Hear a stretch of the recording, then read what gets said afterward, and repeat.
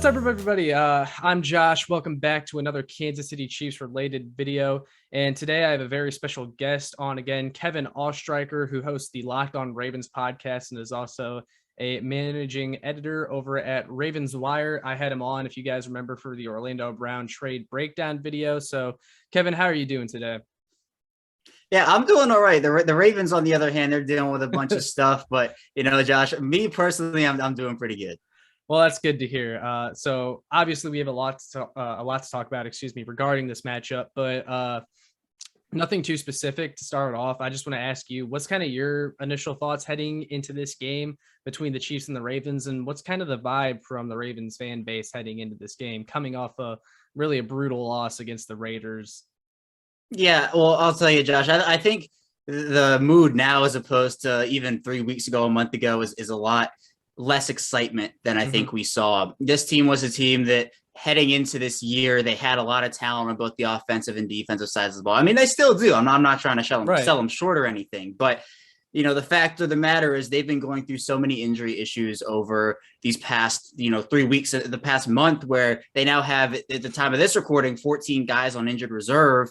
And that makes up about 26.4% of a 53-man roster from a full numbers perspective. Now, how many of those guys are contributing? Still a lot. J.K. Dobbins, Gus Edwards, Justice Hill, Marcus Peters, L.J. Fort. All these different players are just going down one after the other. The Ravens have lost every single carry, yard, and touchdown for a player who was on their 2020 roster from the running back position. They're dealing with an entirely new running back room, and it's only week 2. So there's still a long way to go. There still could be more guys to go down. They will be getting some guys back like Rashad Bateman and potentially Miles Boykin as well. But the mood right now heading into this week 2 game, you mentioned the brutal loss to the Raiders. It was a game they probably should have won in overtime or in regulation. Baltimore should have won in regulation, but the defense, they give up, I don't even know how many, it was a lot of yards in 2 plays.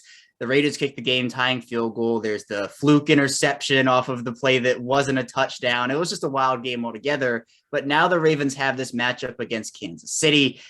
And it's just like, the team, if this was a game against Detroit, which is week 3 for Baltimore, or against Denver, those types of games would have been a bit easier to have at this stage because they're working through injuries right now. They're figuring out who fits well with the team. Who are these new faces? What do they bring? But heading up against, Mr. September and Patrick Mahomes and all these talented players on that Kansas City offense and the defense who did not play well in that first half against the Browns, but really stiffened up in the second half. And I was very impressed with how they recovered. Well, so and real quick to cut you off too. I also, I had a lot to say about the defense after that game too, but you have to hand it to them the way they stepped up in the fourth quarter, and they were missing a key starter on all 3 levels of the defense. Frank Clark, who a lot of Chiefs fans, including myself, have been disappointed with, but he's still, you don't have a ton better behind him. Willie Gay was not playing in that game. And then of course, Tyrann Mathieu, who is the unquestioned leader of that defense, but continue. No, it was. And I tweeted out, I said, hey, if the Chiefs defense plays like this against the Ravens, the Ravens could put up 40 on the Chiefs. And obviously I don't expect the Ravens to put up 40 on the Chiefs, but if a defense plays like that, a lot of offenses can do some damage. So I think people took that out of context, but yeah, I was impressed with how the defense recovered for Kansas City. So heading into this matchup for Baltimore, there are just a lot of things that are working against them right now. It was a game that a lot of people were excited about. And honestly, I am still excited about it. I think these are 2 very good football teams still. The Ravens still have a lot of talent, but the mood right now is a bit on the skepticism side, I feel like, among the fan base than it is on optimism right now.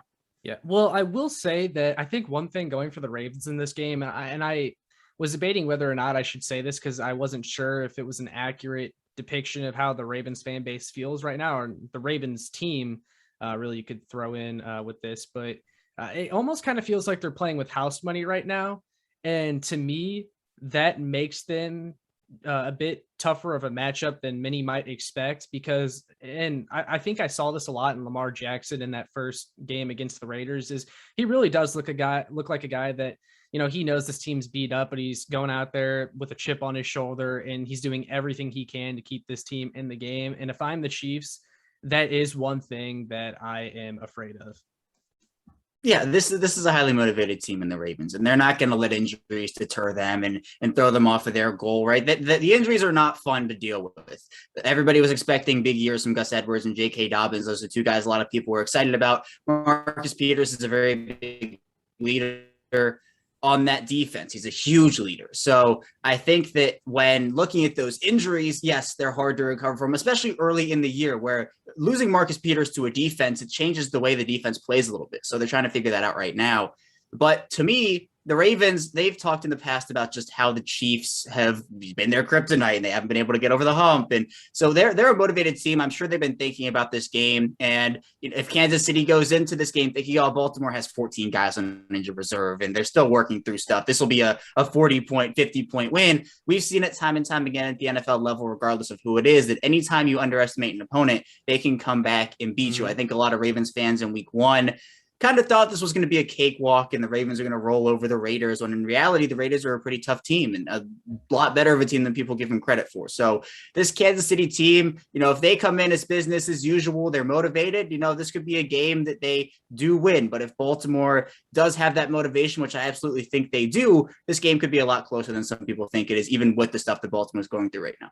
Yeah, I 100% agree. And the Ravens still are a tough opponent. You mentioned they still have a lot of talented guys on that team that are still healthy and playing in this game. But I kind of want to start looking at the Ravens offense a little bit closer. So Ronnie Stanley is a guy that's on that injury report, and the offensive line, you would say, was a weakness in that first game against the Raiders, correct?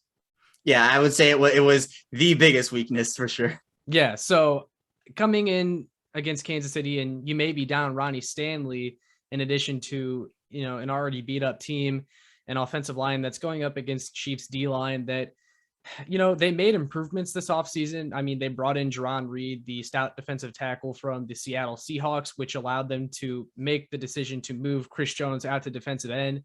And Chris Jones looked everything as advertised at defensive end in that first game against the Cleveland Browns. And again, I mentioned Frank Clark. He's been a disappointment in Kansas City, but I think Chiefs fans, anything that he does in this game, they would be pleasantly surprised. But he's still someone that you have to worry about, I think, considering that Alejandro Villanueva really struggled in that other game against the Ravens, and now you have Ronnie Stanley coming into this game. Even if he plays, I assume he's not going to be 100%. And you got Chris Jones on the other end now, the other bookend going up against him. What is your feeling going up against this Chiefs defensive line with the Ravens, the current state of the Ravens offensive line, really?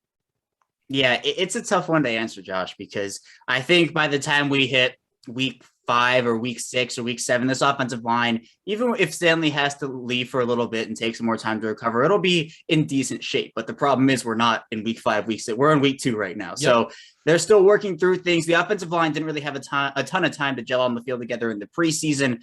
And then I think you kind of saw it in week 1 against the Raiders. And yes, Alejandro Villanueva definitely struggled, and that's putting it lightly, in that game against the Raiders. So if Ronnie Stanley isn't unable to go, and look, if I'm the Ravens and Stanley's still being bothered by that ankle, I'm holding him out until he's 100% healthy, because if you're risking putting him out there and he gets hurt again, he misses the entire rest of this season, he's still dealing with complications, or you could rest him for 2, 3, 4, however many weeks and get him back at 100%. I'm taking the latter option there. So the Ravens will probably move Alejandro Villanueva over back to his left tackle position where he played in Pittsburgh. And then Patrick McCarry would probably be the next guy up at the right tackle position. The issue is the Ravens lost their swing tackle for at least the next 3 weeks as he was placed on IR, and Tyree Phillips, who was playing left guard for them, he was their starter. So it's just all these different shuffling combinations the Ravens are trying to figure out. If Stanley's able to go, then he's able to go, and the Ravens deal with it that way. But is, I think, underrated, and people are probably thinking, how can you underrate a defensive line with Chris Jones and Frank Clark on it? Because those are talented players. Every time Chris Jones is close to hitting the market, I say, who I want of the Ravens? It's that guy. It's Chris Jones. So I think that he is a matchup nightmare. The Ravens are going to have to figure out ways to deal with him. Are they double teaming him? Are they chipping him if he plays on the edge there? There are a lot of different ways to do it, but Chris Jones has time and time again just done everything in his power to just wreak havoc in opposing backfields. So there are a bunch of other guys who are underrated on that D line as well. Mm-hmm. And with the Ravens offensive line still trying to figure it out, shuffling pieces in and out, it could be a long day for the Ravens, but also I think that you have to give a little bit of credit to the fact that, Kevin Zeitler going through his first game as a Raven in a regular season setting. Right. Bradley Bozeman, first game at center in week 1 against the Raiders. So I think that we could see an improved performance. There are things that the Ravens coaching staff is going through all week, but it could be a tough game if the Ravens offensive line doesn't perform up to the standards that they probably should be at this point in the season. Yeah, I mean, really, you know what Chris Jones is going to bring to this game. The Ravens are already game planning around him. What I'm more interested to see is who on the Chiefs defensive line can step up outside of him and bring some pass rush, because that's been one of the struggles with the Chiefs is, they've spent all these resources on the defensive line. And really there's been times where Chris Jones, if he's not doing anything, that whole defensive line really isn't doing anything. But obviously he can change the game just by himself, because even if he's not getting sacks, he is drawing those double teams and he is getting pressures. But we'll have to see who else takes advantage of that. You mentioned there's a couple other underrated names on that defensive line. Tershawn Wharton, Colin Saunders, or a couple other guys in the middle of that defense that are very athletic and can take advantage of tired offensive linemen who have been going up against guys like Chris Jones all game. But looking at the Ravens offense still, I was really impressed. Everyone knows their running back room is completely depleted, but I was really impressed by Tyson Williams and what he was able to do in that first game against the Vegas Raiders. So can you tell us a little bit more about Tyson Williams, who really was, slapped into this role last minute, and what he could potentially bring to this game? Yeah, it really was a last minute thing. He starts off as the fourth running back, and all of a sudden J.K. Dobbins gets hurt. And all right, well, now he's the third running back behind probably Gus Edwards and Justice Hill. And then Justice Hill gets hurt. All right, now he's number two. And then Gus Edwards so now he's number one. So it's just been that continuous elevation up the ladder. And look, he deserves it. He played really well in the preseason, showed a lot of different stuff. Honestly, in my opinion, I didn't think the running back 3 battle, which is what it was when everybody was healthy, was going to be anything like a big deal. But Tyson Williams bursts onto the scene, does really well, shows really good vision, really good cutback ability, good agility, good balance, really has a sense for the game. Now, he is still learning. He played in his first NFL game as a running back in week 1 last week. So there's still a little bit of inexperience there. He struggled a bit in pass protection, as we saw in that final Ravens offensive play where Lamar Jackson fumbles the football. But he's someone who didn't really get a lot of playing time in the second half and overtime. And Greg Roman, during a press conference earlier in the week, said that, gone are the days where we're going to have, one running back taking all the carries. We're going to get all our guys involved. And I'm thinking, well, okay. But at the same time, if someone has the hot hand, why would you go away from what they're bringing you? So I understand the not overworking aspect. I understand wanting to get guys involved with different skill sets. But for example, Latavius Murray, first game as a Raven in that game against the Raiders, 10 carries for 28 yards, 2.8 yards per carry there. So he had a nice 8-yard touchdown run, but he's still getting his feet under him. Tyson Williams showed that he had what it took, and he was ripping off big gain after big gain, and then all of a sudden he disappears. So it's stuff like that where hopefully against the Chiefs we will see him featured a bit more in this offense. But I'm very ecstatic about what he can bring to the table, especially with a couple more weeks of experience. He's still learning at this point right now, but I think that in this game against Kansas City, he will be featured, and I think he'll be featured a lot. Now, it might not be 20 carries, 25 carries, but he could be featured in the pass game as well, because he can catch some of those balls out of the backfield. And with the other options the Ravens have right now, he's been around the longest, despite the fact that he's still a young player. Yeah. And another thing I wanted to talk about is the Ravens were able to muster 33 points, I believe it was, in that game. Or no, the Ravens, they scored how 27. many points? Remind me, 27. Sorry, 27. The Raiders scored 33. They mustered up 27 points in that game, which is a sufficient amount. But if you're going to beat the Chiefs, you're probably going to have to score a little bit more than that. And I think, one of the areas the Ravens struggled in that game is third down. They struggled on third down. I think last time I looked, they went like 3 of 12 on third down. I don't think they're going to be able to get away with that.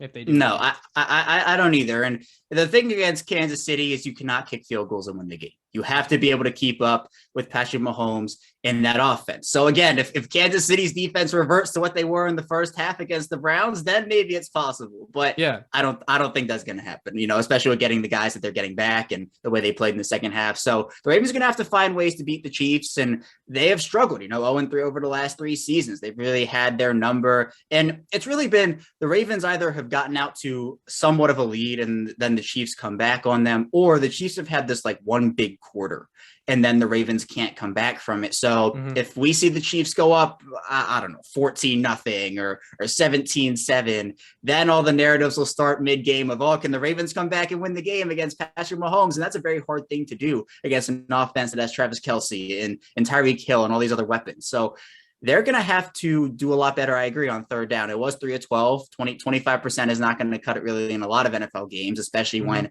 the Ravens usually are pretty good on third down. Now they're still working with those pieces. I think that's, again, a big factor in this one, the inexperience of all the guys on the line and in the running back room. But if the Ravens are going to beat the Chiefs, one of the key storylines, points, questions for me is, can the Ravens get touchdowns and not settle for field goals in the red zone? Because if they start doing that, I think it's going to start a pretty bad trend where the Chiefs start scoring the touchdowns and then they're just in a hole. Yeah, no, and it's funny that you mentioned the fact that the Chiefs, they like to explode and then they'll quiet down a little bit and teams will kind of sneak back up on them. That happens with a lot of teams, not just the Ravens, and it really happened against the Browns too. I mean, they scored 23 points in that second half against the Browns, and they just have those points in the game where they explode and then they're just quiet for the rest of the game, or a team sneaks back up on them because Andy Reid likes to let his foot up off the gas and they make it a game late. And it's always a game with Andy Reid. It's funny, but one more thing I wanted to talk about regarding the Ravens offense is their receivers, the guys that got at receivers. This is a Chiefs secondary that I think is still a little suspect, and we saw that against the Browns as well. Charvarius Ward, cornerback for the Chiefs, is a guy in particular I saw get beat up all game. And obviously the Ravens have a guy that was on the Chiefs last year in Sammy Watkins, who I'm sure this is in the back of his mind going into this game. This is the team he used to play for. He's going to use that as motivation. And these guys, he went up against them in practice for the last few years in Kansas City, and he looked really good in that week 1 game as well. Although that's been kind of a meme, is week 1 Sammy Watkins. He always has that big week 1 game, and then you just got nothing for the rest of the year. But what can we expect from Sammy Watkins? What are you, and who else in that Ravens receiving core do you think can step up in this game and make an impact? Well, yeah, I mean, I'll answer your question in the reverse way, because it is really who else right now, because at the point of this recording, Marquise Brown has not practiced for the last 2 days. And so maybe he comes back on Friday, but if he doesn't practice on Friday, I think that's a pretty telling sign of what his availability will be for Sunday night's matchup. So if there's no Marquise Brown, they're already missing Rashad Bateman, who's on 3-week injury reserve. He'll probably come back around the time where he's allowed to come off. And then also Miles Boykin, who's their best blocking receiver, who's also on injured reserve short term, or however long that's going to be. Right. Ravens don't have a ton of bodies right now outside of Watkins, who are really proven. Now, if Watkins is forced to be that number 1 receiver and be the guy against the Chiefs, which, he could be, but the Ravens will probably be working with Devin Duvernay. But and who else? Devin Duvernay apparently left practice early with a groin injury. So this team is, we've talked about injuries for a lot of this show so far, because they're just so prevalent right now. And the Chiefs have everybody healthy who can be healthy for them. That everybody practiced fully on Thursday. So what you're looking at is James Prochet, who had a really nice training camp and put together some nice work in the preseason, especially in that final game. You also have Tylan Wallace, who was a rookie 4th round out of Oklahoma State, who I think should have gone a bit earlier in that draft. But still has not had an NFL season to get acclimated to stuff. He's still a rookie going into his 2nd game. Then you start looking at the practice squad. All right, who can the Ravens bring up from the practice squad? It's Benjamin Victor, who had a nice preseason, but just didn't do enough with how deep the room was at the time. You also have Jalen Moore, who could do some stuff as well. Devin Gray, who worked as a returner at point. So there are guys, but how good can the guys perform against Kansas City? And you mentioned the defense, the secondary, a bit suspect there. It is true, the secondary, there are some areas where the Ravens definitely could exploit them and find some holes, but can the guys who the Ravens have do that? I'm sure Watkins can. He's familiar with the Chiefs as a team, and he's a veteran. He knows how to work back to the quarterback, find soft spots in the defense, but the other guys, it'll be up to them, especially if Marquise Brown and Devin Duvernay can't go in this one. Yeah, no, I totally agree. It will be an interesting matchup. Flipping sides, though, the Chiefs offense versus the Ravens defense. Obviously, a big talk going into this game is if the Ravens run a lot of those blitzes that they've tended to run in the past, especially against the Chiefs. Mahomes is a guy who's known to tear that up. And, this is a game where the Ravens have to show that they can get pressure with forward. They addressed the defensive line a little bit this past offseason. They brought in Justin Houston, again, another former Chief, who I would have liked to see come back to Kansas City, but I think that bridge was burned. But he's still a capable defensive end. And then they drafted Jason Owe. You still got other guys on that defensive line, Calais Campbell still, Tyus Bowser, I believe. So do you think the Ravens defensive line can step up in this game against the Chiefs offensive line that when they went through a complete overhaul this offseason, and I thought they put on good tape this past week against the Browns. Obviously, they're going to take time to gel. There's 3 rookies on that line, and it's 5 guys that did not play for the Chiefs last year. So 5 new starters all across the line. That's definitely a matchup that I think really it's the matchup to watch in this game. And if the Ravens are able to get pressure with 4, I think that's going to tell you a lot about, how this game is going to go.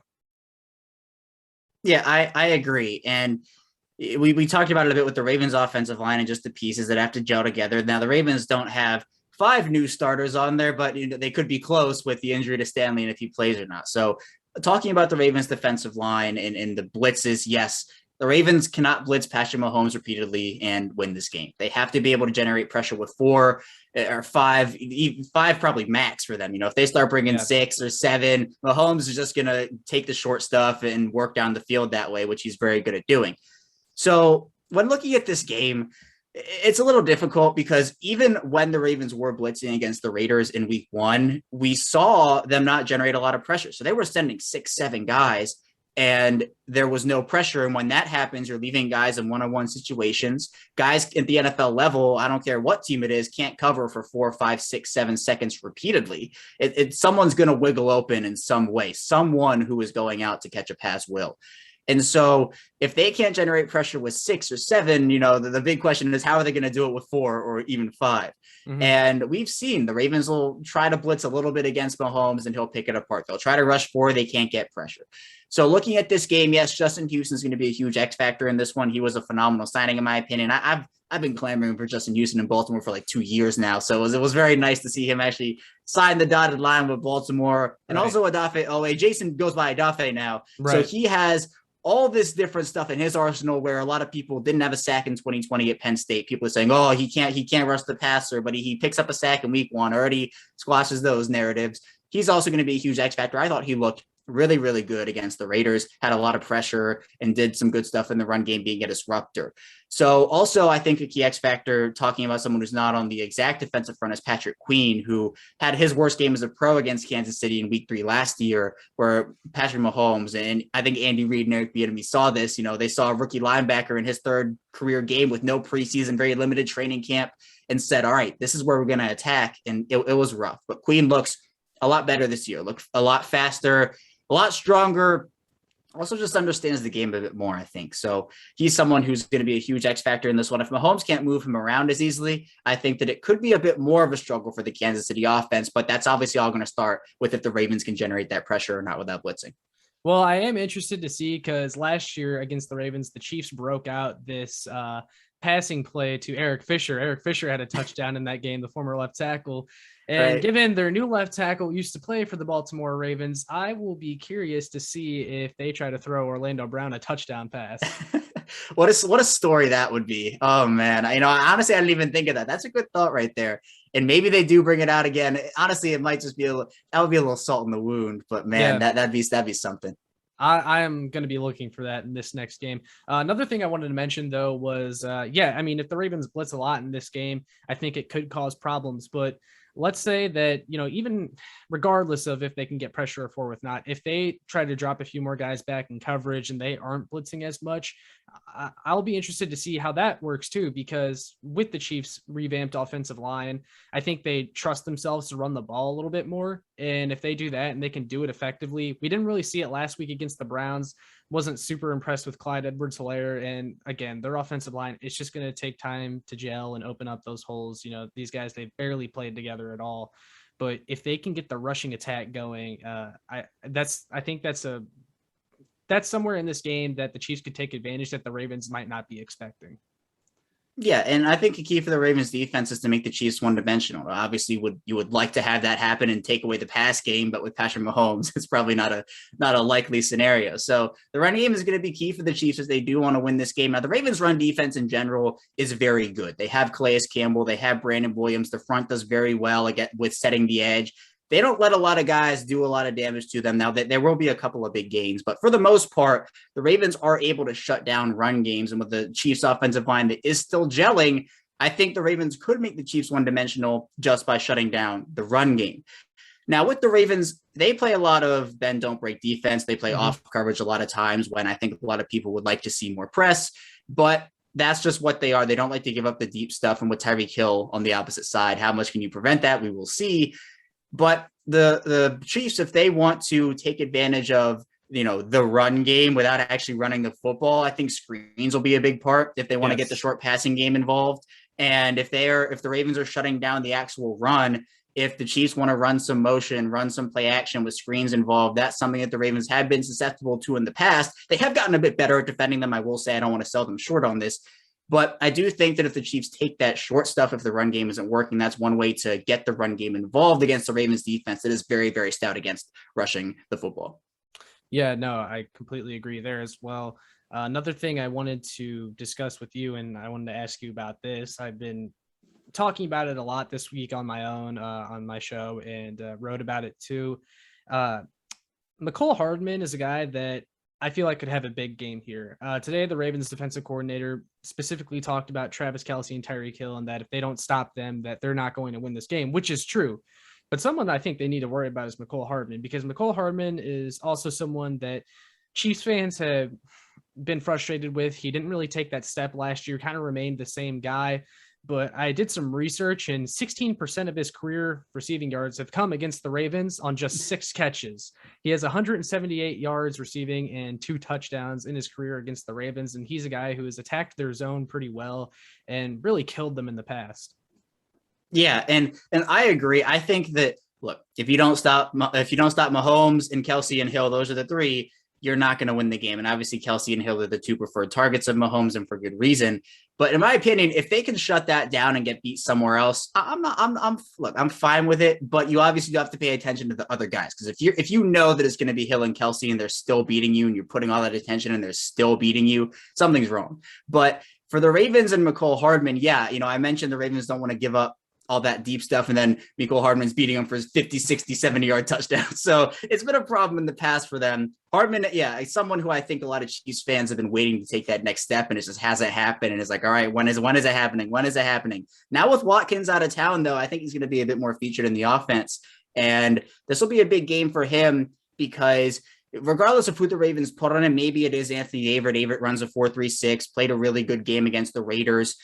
He's going to have to be able, or the Ravens defense is going to have to be able to account for him on the field, because he is a threat with the ball in his hands. So, you have Hill all situated, and if you're shutting him down, it's now, now McCole Hardman is one-on-one and he's beating guys. So obviously you'd like to have the attention on Hill as opposed to Hardman, but if he can take advantage of some one-on-one matchups, if they're sending help over the top for Hill and not paying attention to Hardman, that could be an issue for the Ravens. But if they're looking at both guys equally and saying, hey, we know Hardman's going to be a threat, it could be a different story. So we'll see how it ends up happening, how it ends up working out. But Hardman could be a key X factor in this one. Yeah, I think he's going to be an X factor in this one as well. He's really a guy that hasn't been featured a lot. You mentioned it with Sammy Watkins out of town. Maybe he gets that opportunity now. I think the opportunity is there. He just has to take it. Really, though, when Kelce and Hill, if you're Patrick Mahomes and you're reading a defense and your first two looks are Tyreek Hill and Travis Kelce, odds are at least one of those guys is going to be open. So most of the time he doesn't even make it to McCole Hardman when he's going through his progression. So that's what makes the offense so dangerous for the Kansas City Chiefs. That being said, though, I'm going to put you on the spot. Do you have a prediction for this game score wise, and who do you think comes out on top? Yeah, Josh, I had the Ravens winning this one before the regular season started, obviously before the injuries happened. Mm-hmm. And I've picked the Ravens to beat the Chiefs in the last 3 years, and each of the 3 times they have not won. And I think that, that streak is ending. I'm picking the Chiefs to win this one. Now, I don't think 0-2 is the end of the world for the Baltimore Ravens. There's an extended regular season. They have a lot of time to make stuff up, but looking at the facts and reality here, this is the Kansas City Chiefs we're talking about, a fully healthy, for the most part, outside of injured reserve guys, Kansas City Chiefs, that is going up against a Ravens team that has been absolutely decimated. They're still, again, I keep going back to it, finding out what works and what doesn't work. We're still seeing roster shuffling. The Ravens had 49 of their 53 spots taken up by a player. They had 4 open roster spots at the start of this week. They now have 2 more. They're at 51 players. They're promoting guys from the practice squad. They're signing new guys to the practice squad. Those guys are being promoted from the, so it's just all these different shuffling things. I had 33-30 with the news that Stanley possibly might not be able to go in this one. And with cornerback Chris Westry suffering reportedly a torn lateral meniscus. I just think that there's so much working against this team. Now, there's not no shot the Ravens don't win this one. Right. They definitely have an opportunity. Again, if the Chiefs come into this a little bit more relaxed than anticipated, and if the Ravens come out very motivated, which I think they will, there will be a lot of opportunities for the Ravens to win this game. So at the end of the day, I think the Chiefs do win it. I'm going to say 33-27. I'm docking 3 points off of there for the Ravens, but so 2 losses by 33-27 is kind of interesting for me. But again, I just think with everything working against the Ravens right now, they probably drop this one, but I think we'll see a bit of improvement over the next couple of weeks for this team. Yeah, I'm going to stay in the range of probably 34-20, same score as last year between these two teams, maybe 34-23, maybe the Ravens sneak in another field goal. I just, like you said, I mean, the Ravens are decimated. It won't mean their season is over. The Ravens are a respectable opponent. You know, they'll get some guys back as the season goes on, I think, and it's still really early in the season. One more factor I wanted to mention too, and I think, you know, I really realized this when the Chiefs were playing against the Browns, is M&T Bank Stadium is going to be nearly full this time. And that's something that the Ravens didn't have the luxury of last year when this team was, when these two teams played at M&T Bank. I think the crowd and the noise really makes a huge difference. I think that's why a lot of defenses underperformed last year. But watching the Browns game against the Kansas City Chiefs, there was one point where the momentum was really shifting and the crowd was so loud when the Browns were about to punt. Their punter drops the snap and the crowd just goes wild. And from there on, the Browns just had zero chance. You know, if the Ravens can get some momentum in this game, maybe they keep it close and the crowd really gets into it. Maybe you're looking at 34-27, but either way, I still think the Chiefs come out on top in this game for all the reasons you mentioned as well. Yeah, I think also, you know, the fans coming back is one of the most exciting parts of this season for every team. Yes. And I know the Ravens flock is waiting to get back into that stadium, and this is a huge game as the home opener for the Ravens as a team. So the fans are going to be loud. The fans are going to be in it for most of this game. You know, I know a lot of people within the Ravens fan base is pessimistic at this point. And look, I understand it. The team is decimated, but there's still talent on this roster. And if the Ravens can get out to an early lead and the crowd does get into it and feeds them that energy, John Harbaugh, the players have talked about how important it is to have fans in the stands, how much energy it gives them. And I think guys feed off of that, as do a lot of players on other teams. So the fans are a big factor. And I think that, the Ravens have a chance to win this one, but unfortunately, I think at the end of the day, they're going to come up a little short. Yeah, just wrong place, wrong time. But that's exactly what it is. Yeah. All that being said, though, Kevin, make sure you tell people watching this video where they can find you on social media.